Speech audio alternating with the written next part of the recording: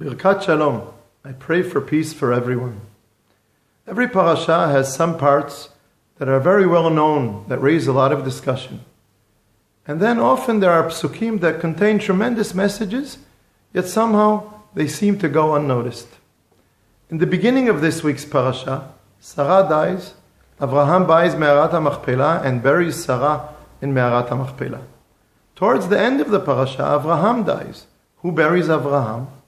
The Torah tells us, Vayikberu oto Yitzchak veYishma'el banav. Avraham was buried by his two sons, Yitzchak and Yishma'el. Wait a second.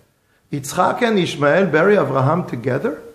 In last week's parasha, Sarah demanded that Hagar and Yishma'el be sent away, because it is Yitzchak who is going to inherit the spiritual mission of Avraham. Did Yitzchak send notice to Yishma'el that their father died? Or maybe Yishma'el heard about this from some other source and came on his own accord? When Yishma'el came, did the brothers embrace, or were they cold towards one another? Or maybe they made peace between them earlier during Abraham's life. The Torah doesn't tell us anything about that. The Torah does mention that when Rivka comes with Abraham's servant to marry Yitzchak, Yitzchak was just coming from Be'er Lachai Ro'i. What is Be'er Lachai Ro'i? That is where Hagar went when she fled from Sarah to the desert. That's where she got the message that Hashem heard her cry.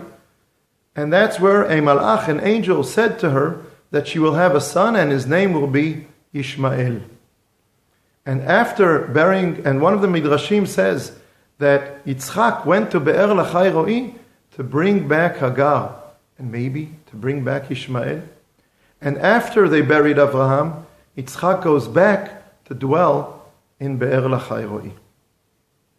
The Torah teaches us that Am Yisrael must maintain a certain level of its own separate framework. The main aspect of this is, of course, that a Jew should marry a Jew. This does not mean that the Torah is teaching us to look down upon non-Jews or to be negative towards non-Jews. That is a severe misunderstanding of the Torah. The Torah is emphasizing the importance of maintaining a Jewish home with meaningful Jewish content, so that, like Yitzchak, we will pass on through the generations the content of the mission of Avraham Avinu. This will help us understand the joint message of last week's parasha Vayera and this week's parasha Chayei Sarah. Yitzchak has to separate himself from Yishma'el so that he can learn and grow and take upon himself to continue the content of the mission of Avraham.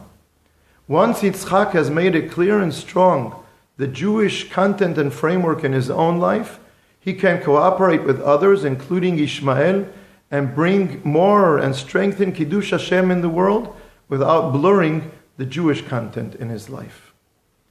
You know, the name of the city Hebron means Chaver, a friend.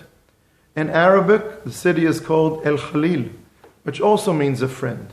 In Hebron today, the sons of Yitzchak and the sons of Yishma'el both pray in Me'arat HaMachpelah, where they buried their father Avraham together.